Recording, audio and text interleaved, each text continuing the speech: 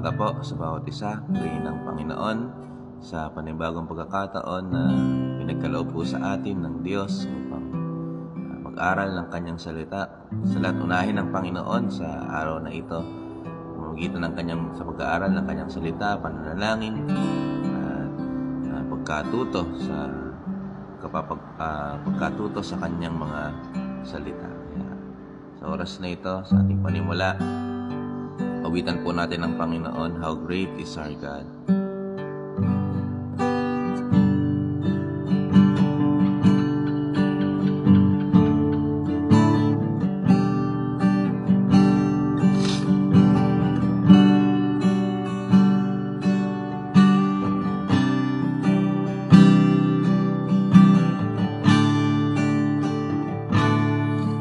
The splendor of the King,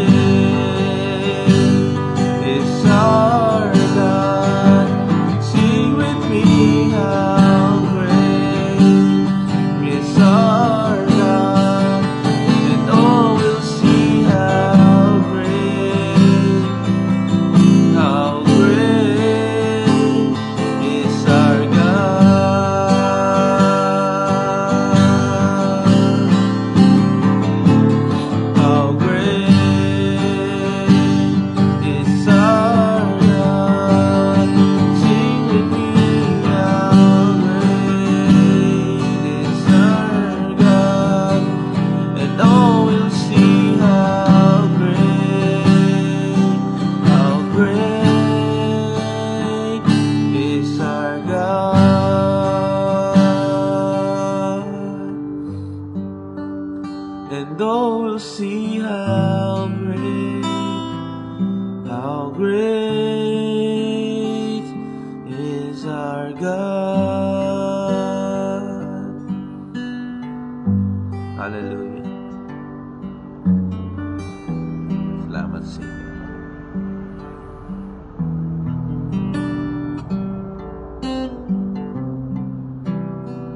Salamat sa inyo. Tunay kayong dakila at kahanga-hanga, Panginoon Diyos. Lahat ng nilikha, lahat ng tao sa mundo, O Diyos, balang araw makikita namin kayo, makikita namin ang inyong kadakilaan. Luluhod kami, Panginoon, sa pagsamba sa inyo. Hallelujah. Sa oras na ito, aming Ama, patuloy kaming humingi ng paggabay sa inyo. Diyos, sa lahat ng pagkakataon, hindi lang sa mga ganitong pagkakataon, O Diyos, sa lahat ng pagkakataon, samahan niyo po kami't gabayan. Tulong ng banal na Espiritu, samahan niyo po kami't gabayan. Dahil kung babasahin namin ang pag-aaralan namin, Panginoon, ng inyong mga salita, sa pamamagitan ng aming mga kaisipan, magkakamali kami, Panginoon. Lalayo kami, O Diyos, kundi may iba, Panginoon, ang aming mga pagtuturo. Kaya sa bawat oras, sa bawat araw, tuwing kami magbabasa, mag-aaral ng inyong salita, samahan niyo po kami, Holy Spirit. Hallelujah. Nang sa ganon, Panginoon, hindi kami malayo sa katotohanan, kundi mas lalo mapalapit at papalalim ang relasyon namin sa inyo. Salamat po sa inyo, pinagkakatiwala po namin sa inyong lahat sa pangalan ni Jesus.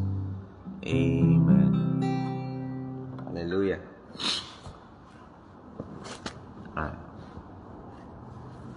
Magandang umaga po sa bawat isa. Paumanhin po sa aking kalagayan ngayon dahil ako'y sinisipon. Pero gayon pa man, tuloy po tayo sa pag-aaral ng salita ng Diyos. Ngayon po ay nasa Taiwan po kami ngayon, kaming dalawang mag-asawa kasama ng aking dalawang biyanan, si Pastor Fernando Ludovice Jr., si Pastora Annalisa Ludovice.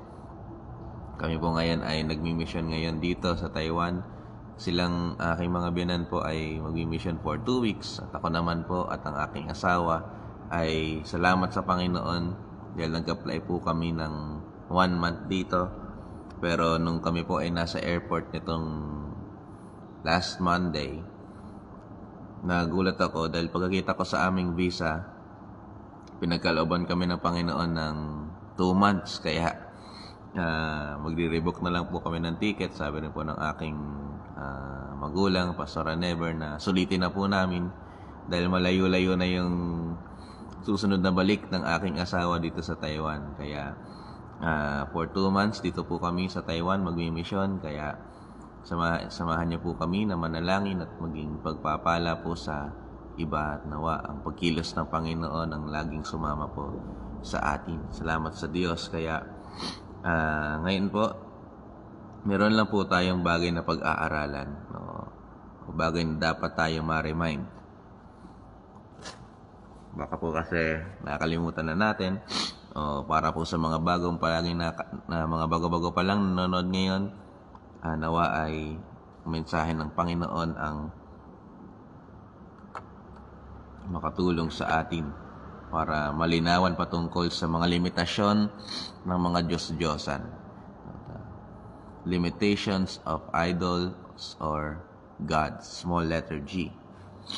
Kung babasahin ko po sa verse 46, actually, kahapon po ay nagsalita po ako sa isang anniversary natin dito sa Taiwan. At hango lang po din sa mensahe kahapon yung pag-aaralan natin ngayon. Pero papaikliin ko lang po dahil meron akong magandang, meron tayong dapat puntuhin sa oras na ito. Sa chapter 46, yan niyo pong basahin ko muna yung ilang mga talata dito. Verse 1 to 2, verse 6 to 7, at yun lang po muna. Hati-hatiin po natin yung mga talata. So sabi po dito, verse 46 Isaiah chapter 46 verse 2, verse 1 to 2, and 6 to 7. Sabi po dito, ang mga Diyos-Diyosan ng Babylonia na si Bel at Nebo ay nakahiga habang kinakarga sa mga karuwahe na hinihila ng mga asno. Mabibigat sila, karga ng mga pagod na hayop. Nakahiga nga sila at hindi nila kayang iligtas ang kumakarga sa kanila, kaya pati sila ay nabibihag. Verse 6, ang ibang mga tao ay naglalabas ng kanilang ginto o pilak at inuupahan nila ang mga platero para iyon ay gawing rebulto. At pagkatapos, sabi po dito, at pagkatapos ay kanilang luluhuran at sasambahin. Pinapasan nila ito at inilalagay sa kanilang lalagyan at nananatili roon dahil hindi naman ito makakakilos.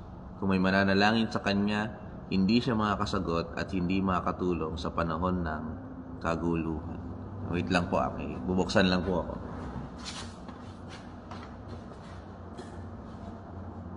Ay po, excuse me po, pasensya na po at medyo nilalamok na po ako dito kaya binuksan ko po yung electric fan.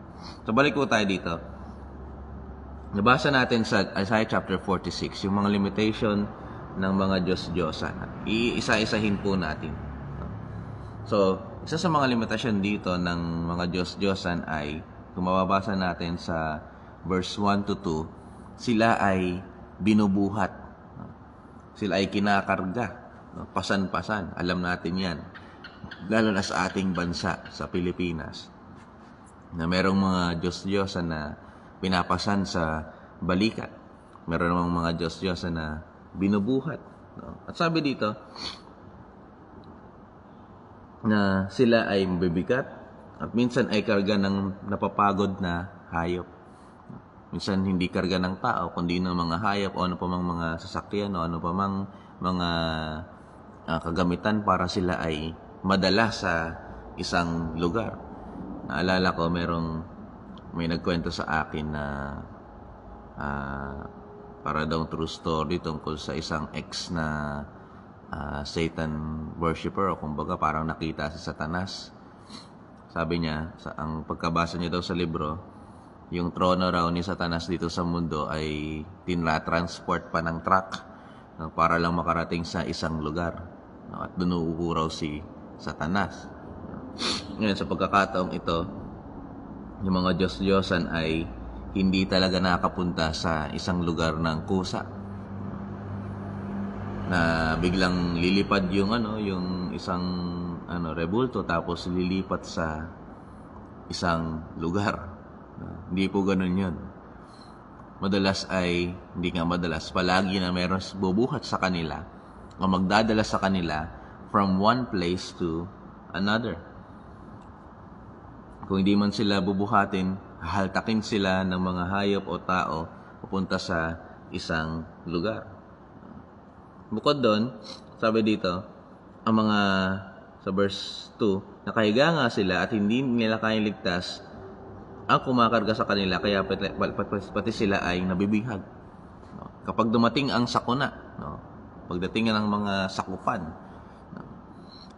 pati sila ay nabibihag. Itong mga rebultong ito ay nabibihag din.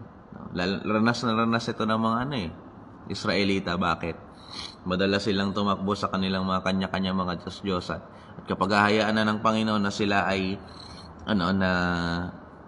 mabihag,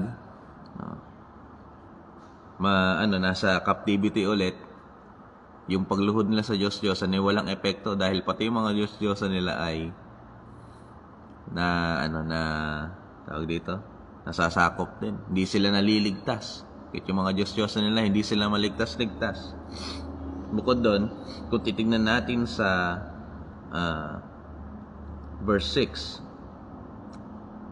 6, yan yung basahin ko po ulit. Ang ibang mga tao ay naglalabas ng kanilang ginto o pilak at inuupahan nila ang platero para iyon ay gawing rebulto, pagkatapos ay kanilang luhuran at sambahin. May iba namang mga Diyos-Diyos sa mga rebulto na gawa, hindi naman iba. Lahat talaga ng mga rebulto ay gawa ng tao. It's very similar yung sinasabi dito dun sa nangyari sa Exodus noong gumawa sila ng gintong baka para tawagin ng mga Israelita na ito yung nagpalaya sa amin sa Ehipto. Kasi si Moses ay hindi pa bumababa sa bundok habang kinakausap ang Panginoon. It's very tawang isipin. Bakit? Kasi yung mga bagay, mga resources na nasa sa tao, ginto at pilak, ang gagawin nilang Diyos-Diyosan. At doon sila luluhod. At hindi naman yun kusang mabubuo sa kanilang mismo mga kamay. From the hands of mere mortals, gagawa sila ng Diyos na kanilang luluhuran. Yung isang limitadong tao, a limited man, creates what's so-called unlimited God or limitless God. Ito mga limitadong taong ito, sila yung gagawa ng tinatawag nilang limitless na Diyos. Walang limitasyong Diyos. Ngayon, idolatry extends beyond the worship of idols and images and false gods. Ang idolatry ay higit pa sa pagsamba sa mga Diyos-Diyosan o sa mga imahen. Kahit yung mga tao ay hindi sumasamba sa mga Diyos-Diyosan, mga imahen o mga rebulto, idolatry also is a matter of the heart. Minsan ang ating ginodiyos ay yung ating sarili, o ang ating pera, o ang ating kasintahan, o ating kapamilya, ating bahay, ating trabaho,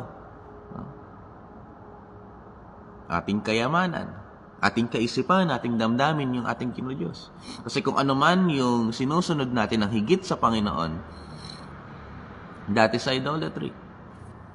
Ano man ang sinusunod natin o nagkokontrol sa ating buhay na higit sa Panginoon, sa ating tunay na Diyos, that is idolatry. Malinaw po ba yan? At katulad nung nabasa natin sa 6-7, marami tayong nasa bulsa na ginagamit natin at sinasamba natin, ginagawa nating Diyos. Na doon natin pinagtutuunan yung ating mga pag-asa.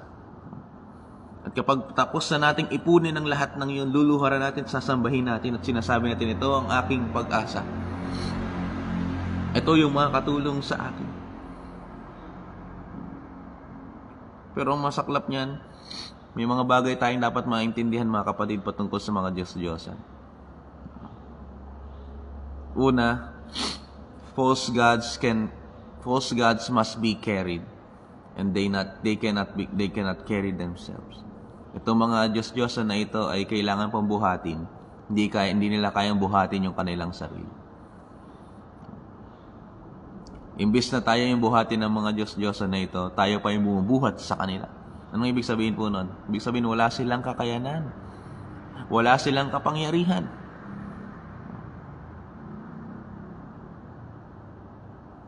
Wala silang lakas. Tayo pa, umaasa sila sa lakas ng tao para sila ay maitanghal. Sunod, rather than removing burdens, they become burdens. Imbes na sila yung magtanggal ng lahat ng ating kabigatan, sila pa yung nagiging pabigat sa atin. Imbes na sila yung magtanggal ng lahat ng mga dala-dala natin, tayo pa ang nagdadala sa kanila. Tayo pa yung bigat na bigat sa kanila. Sunod, they cannot save themselves.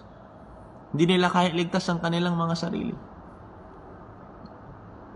Kahit yung ating mga kakayanan, hindi tayo kayang ligtas nito. Kahit yung ating mismong sarili, hindi tayo kayang iligtas ng ating sarili. Kahit yung ating trabaho, hindi tayo kayang ligtas ng ating trabaho. Nating sariling pera, hindi niya tayo kayang iligtas. Lahat ng iyon ay limitado. Even our minds, kung tayo ay merong IQ na 200, darating ang panahon, ma-deteriorate rin yan. Ating damdamin, hindi natin maaasahan yan. Hindi tayo kayang iligtas niyan. Bakit? Sabi pa nga sa Biblia, ang puso ay pandaraya. Everything that we call idols or gods, lahat yan ay limitado. Lahat yan ay wala talagang kakayanan. Hindi tayo maliligtas niyan. But compared to our God, ito na ngayon ang mas ganda. Kung ang mga Diyos-Diyosan ay nililikha ng tao, yung atin namang Diyos ay ganito. Sa Psalms 139, verse 13. Napit na pala ako maubusan ng oras. Bibilisan ko na lang po. Sa Psalms 139, verse 13. Tayo po dito. For you formed my inward parts. You knitted me together in my mother's womb. Kung ang mga Diyos-Diyosan ay gawa ng tao, tayo namang mga tao ay ginawa ng Diyos. Tayo naman ng mga tao ay nilikha mismo ng tunay na Diyos. Sabi dito, for you formed my inward parts, you knitted me together in my mother's womb. Alam niyo po yung nagaganchilyo?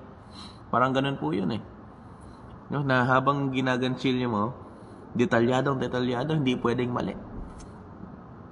Pag nagkamali ka ng step, uulitin mo ulit, tas balik ulit sa pagganchilyo.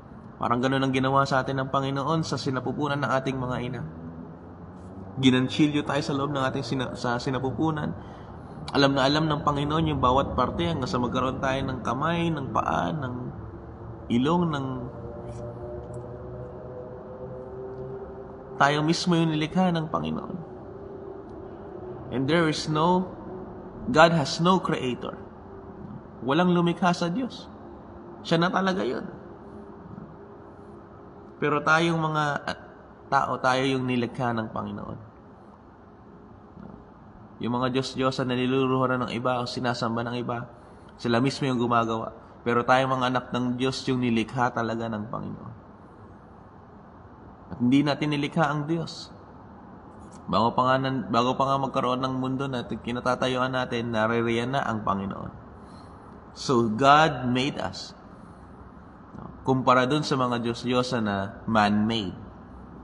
Sunod, He will carry us. Kung babasahin natin yung sa Isaiah chapter 46 verse 4, sabi dito, alagaan ko kayo hanggang sa tumanda at pumuti ang iyong buhok.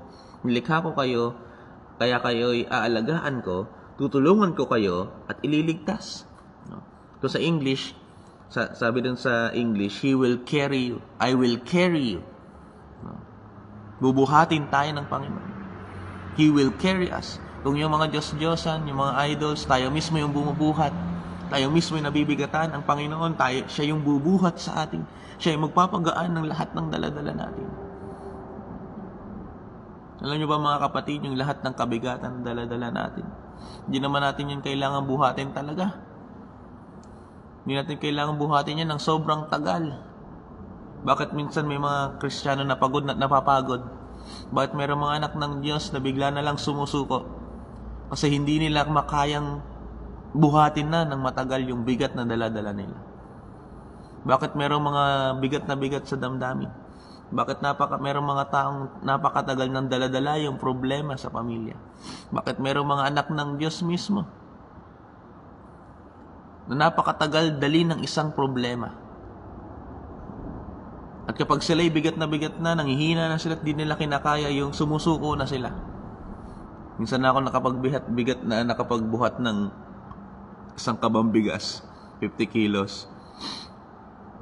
At nung inaakit ko yun sa aming bahay, may mga pagkakataon na hindi ako makahinga, na hindi makapump yung aking lungs. Hanggang sa para mabablack-out na ako. Buti na lang nadala ko na agad sa aming tahanan. Dahil yun sa aking angking kayabangan. Madalas din ganun ang tayong mga tao. Dahil sa ating angking kayabangan na kaya nating buhatin, iisip natin kaya ko yung solusyonan, kaya ko yung buhatin, kaya ko yung dalin. Dumarating din talaga ang panahon, kinukulang ang ating kakayanan. Hanggang sa hindi na natin makaya at sumuko tayo. Pero ang Panginoon, naririyan siya na handang bumuhat sa lahat ng ating mga daladala. Handang bumuhat sa lahat ng ating mga kabigatan. Ano mang klaseng kabigatan yan, gaano man kabigat o gaano man kagaan yan, kayang buhatin ng Panginoon. Sinasabi niya yan sa kanyang mga salita. Ibigay mo yung lahat, ilapit mo sa Panginoon lahat ng iyong mga alalahanin, nang may pasasalamat, at bibigyan ka niya ng kapayapaan na hindi maunawaan ng mundo. Kapag nilapit natin sa lahat, ang lahat sa Panginoon, mga kapatid, binigay na natin, pinabuhat na natin sa Panginoon ang lahat, siguradong gagaan yung pakiramdam natin. Alam niyo po, paano niyo malalaman kung yung isang Kristiyano ay nagpe-pray talaga? Kapag meron siyang na-share na problema sa iyo, tapos after a while, magaan na agad yung pakiramdam niya. Yun, nagpe-pray yun. Kasi binigay niya talaga lahat sa Panginoon. Pero pag may isang Kristiyano na nag-share ng problema niya at ilang taon na nakalipas, hindi pa rin nasusolusyonan, hindi pa rin siya makalaya-laya at lagi siya nalulungkot, ibig sabihin nun, hindi po siya nagpe-pray. Paano yun, Pastor? Pinag-pray ko naman, tas payapa naman ako, hindi pa nasusolusyonan. Ang mahalaga po nun, meron kayong kapayapaan.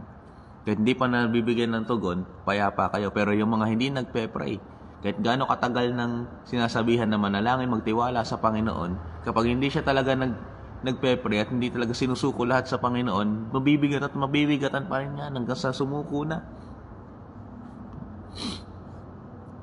Minsan malalaman niya kung sino talaga yung tunay na lumalapit sa Panginoon. Kapag meron siyang in-share na problema at for a while, okay na siya. Wala pa namang tugon, pero nandun na yung kapayapaan ng Panginoon na binibigay sa kanya. Ganun ang ating Diyos Binubuhat niya. Kaya niyang buhatin yung lahat ng kabigatan natin. Kaya niyang buhatin yung lahat ng mga dala-dala natin. Yung kailangan lang natin gawin. Alam natin yan. 1 Peter 5:7. Cast all your cares upon Him, for He cares for you. Ibigay lahat. Lahat ng kabigatan natin, lahat ng alalahanin natin, lahat ng problema natin, lahat ng dala-dala natin. At kayang buhatin ng Panginoon. Kung yung buong mundo nga, binubuhat ng Panginoon ngayon. Hawak-hawak ng Panginoon ng buong mundo sa kanyang kamay. Tayo pa kaya, yung mga problema pa kaya natin? Yung mga dala-dala kaya natin, di pa kayang buhatin ng Panginoon?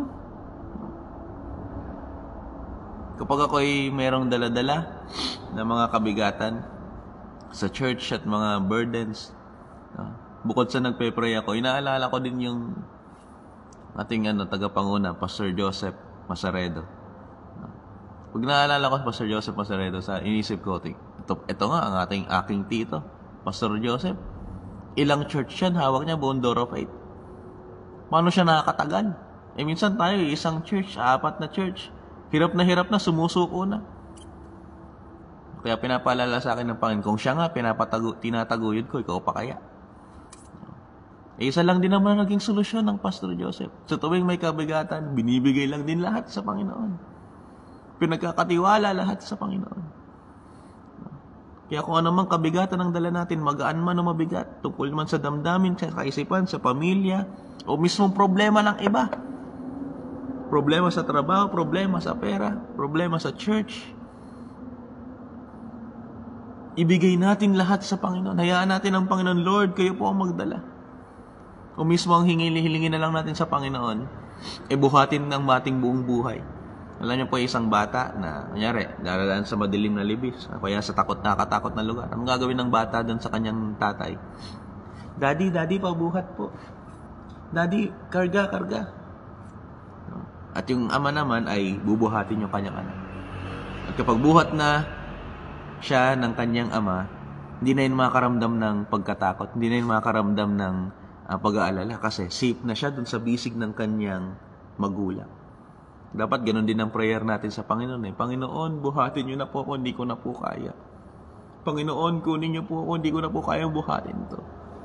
Panginoon, karga niyo po ako, Panginoon, hindi ko na po kaya.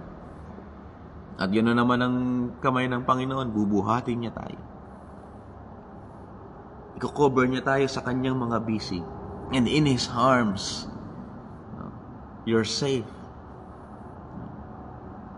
In His arms, makaramdam ka ng kaligtasan. Kapahingahan ng kapayapaan. Bakit? Ramdam mo yung safety sa kanyang mga bisig. At mga kapatid, hindi lang natatapos yun sa pagbuhat ng Panginoon. Bukod sa kaya niyang buhatin yung lahat ng ating mga dadala-dalang kabigatan, kaya niya pa itong solusyonan. Kaya niya pa itong tugunan. Kaya wala na tayong ibang pwedeng malapitan talaga, o mas mabuting lapitan, kundi ang Panginoon lamang na kayang dalhin ng lahat-lahat sa atin. Kayang buhatin ng lahat-lahat ng ating mga kabigatan. Kaya tayong mismo, kaya niyang buhatin. Kaya niyang mismong dalhin at ingatan. Amen po ba? Bukod doon, if God will carry, He can also deliver. Kaya niya rin tayong ligtas. Kung yung mga ibang mga Diyos-Diyosan, ibang mga niluluhod o sinasamba ay hindi nila kayang ligtas yung kanilang mga sumasamba sa kanila. O kahit yung mismong kanilang sarili, hindi nila kayang ligtas. Ang ating Diyos, kaya niya tayong iligtas. He can deliver us from all troubles. Psalms 50 verse 15. And call upon me in the day of trouble, and I will deliver you, and you shall glorify me. Bubuhatin tayo at liligtas tayo ng Panginoon, papaalis sa mga kaguluhan na iyon.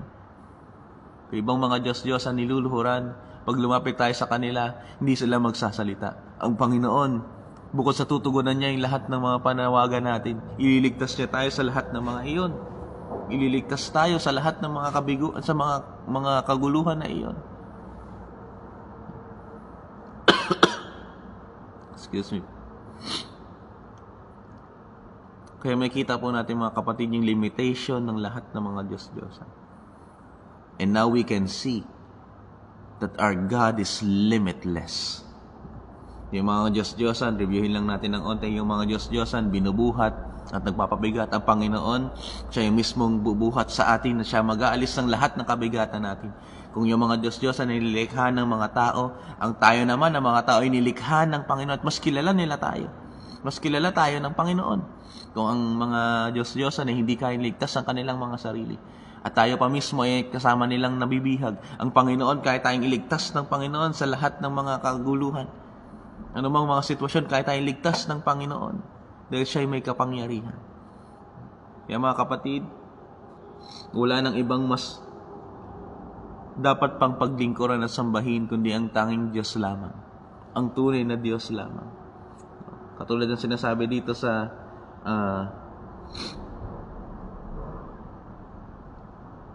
verse 5. Basahin ko na lang po yung sa verse 3 to 5 sa Isaiah chapter 46 verse 3 to 5. At ito na lamang po tayo magtatapos. Makinig kayo sa akin, mga lahi ni Jacob, kayong mga natitirang mga mamamayan ng Israel.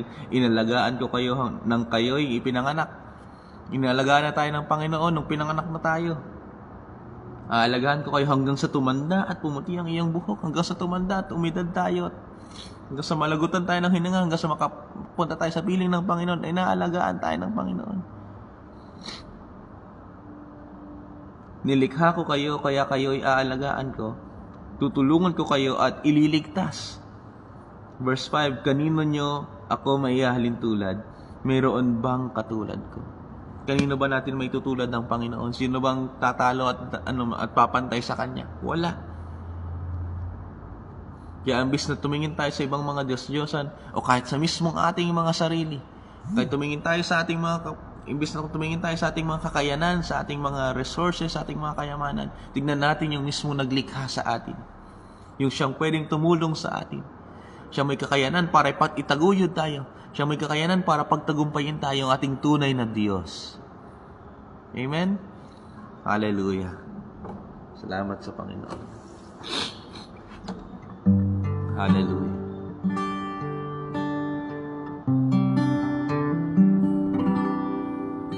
Hallelujah. Salamat sa inyo, aming Ama. Patawarin niyo kami, O Diyos, sa mga pagkakataon na hindi kami tumuon sa inyo. Mas sinasamba pa namin yung aming sarili. Mas sinusunod pa namin ang aming sarili. Sariling damdamin, sariling kaisipan. Napapaandar at napapalakad kami ng aming sariling mga resources. Patawarin niyo kami kung meron kaming niluluharang iba. Patawarin niyo kami kung meron kaming sinasamba at sinusunod na iba, O Diyos. Sa pag-aakalang kaya kaming ligtas ng mga iyon. Tawarin niyo po kami, Panginoon. Sa oras na ito, salamat sa inyong mensahe. Dahil mas lalong luminaw sa amin na kayo, Panginoon, ang tunay na Diyos na dapat paglingkuran at sambahin. Dahil kayo, Panginoon, kaya niyo kaming buhatin, kaya niyong dalhin ang lahat ng kabigatan namin. Kayo, Panginoon, yung lumikha sa amin, O Diyos. Kayo, Panginoon, ang magliligtas sa amin sa lahat ng sitwasyon, sa lahat ng kaguluhan. Kayo, Panginoon, walang matutulad sa inyo. Hallelujah. Kayo lamang, Panginoon, ang makapangyarihan. Kayo lamang, Panginoon, ang dakil. Hallelujah. For you are great, you do miracles so great. There is no one else like you. No one else like you. For you are great, you do miracles so great. There is no one else like you. There is no one else like you. For you are great, for you are great. You do miracles so great. There is no one else like you. No one else like you. For you are great. You do miracles so great. There is no one else like you. There is no one else like you. So pagkataon mo. For you are great. You do miracles so great. There is no one else like you. No one else like you. For you are great. You do miracles so great. There is no one else like you. Hallelujah. There is no one else like you. There is no one else like you.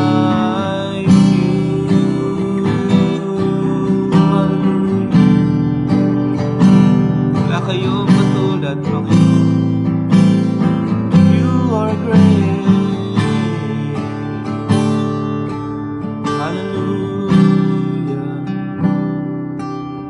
Oh, hallelujah. Tunay kayong dakila at kahanga-hanga, Panginoon. Kayo lang, Panginoon, ang nakagawa ng mga himala. There is no one else like you. Hallelujah. Kayo, Panginoon, ang aming Diyos. Kung kayo, Panginoon, ang aming Diyos, saan pa kami babaling?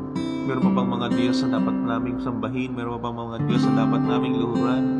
Meron pa bang ibang mga bagay na dapat naming sambahin at sundin? Kayo lamang, Panginoon, ang nararapat na tumanggap ng aming mga papuri. Sa inyo lamang kami dapat na sumamba, Panginoon, at sumunod. Sa inyo lang dapat kami maglingkod, O Diyos. Hallelujah. Salamat sa inyo, Panginoon. Nawa ng inyong mga salita sa oras na ito. Magpaalala sa amin, Panginoon, na kayo'y Diyos na walang katulad, Diyos na walang hanggan, Diyos na makapangyarihan. At sa inyo lamang, Panginoon, kami lubos na umasa at magtiwala. Sa inyo lamang kami, Panginoon, sumamba at sumunod. Salamat sa inyo, Panginoon. Taas ko po ang mga kapatid na kasama namin ngayon na nakikinig sa oras na ito. Pagpalain niyo po sila, Panginoon. Patunayan niyo po sa aming lahat, Panginoon, na kayo Diyos na makapangyarihan.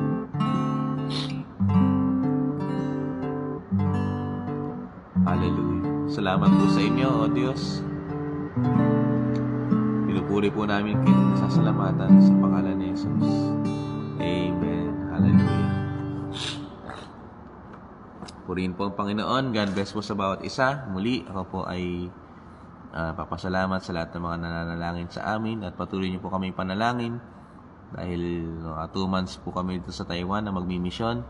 Nalangin niyo po na patuloy na kumilos ang Panginoon sa aming paglilingkod at talaga maging pagpapala po kami dito sa lugar ng Taiwan. Kaya God bless po sa bawat isa. Saan man kayo naroroon, sa Pilipinas, sa Taiwan, sa Paris, nakita ko po si Pastora Jonafe, kanina, sa Egypt, si Pastora Marcel, Ninang Marcel, nakita ko rin po. Pagpalain po kayo ng Panginoon, pati iba po nating mga kapatid dyan nanonood, no, sa iba pang panig ng mundo, pagpalain po kayo ng Panginoon. God bless po sa bawat isa. To God be all the glory. God bless po.